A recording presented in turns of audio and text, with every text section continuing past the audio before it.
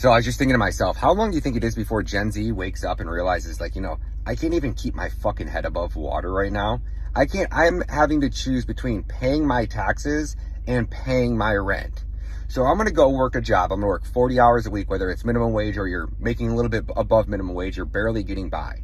And then you have to think somebody else could try to convince you that after you work that 40 hours, you should go get a second job. So that way you can put money into a 401k account, which if you take a look at what's happening to people's 401ks all across this country, they are getting absolutely obliterated. The amount of people in the last 12 months that have messaged me and told me, I had to take money out of my 401k just to kind of get my head above water. So, right, while Gen Z is trying to keep their head above water, and we know that the entire stock market is all based on a bunch of fiat little slaves putting a 4% or 6% or 8% of their paycheck every month and then getting matched by their employer into this 401k Ponzi scheme to keep it going.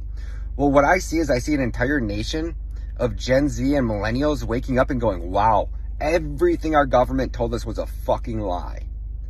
So what happens when you go from literally almost 100% of the nation putting 4% of their paycheck every month into a system that's a complete pyramid Ponzi scheme to putting none, to not just putting none, a vast majority of Americans who are probably under 40 are going to start pulling out, cashing out their 401ks. Why wouldn't you? Why would you not pay a 25% fine to put your wealth into an asset that you own, that you can take full custody of, that no government can ever hyperinflate or print away into oblivion or create dark shares or dark pools and sell shares that they don't own into dark pools and then borrow against those collateralized assets and take loans out of it to do share buybacks so that they can pump the price?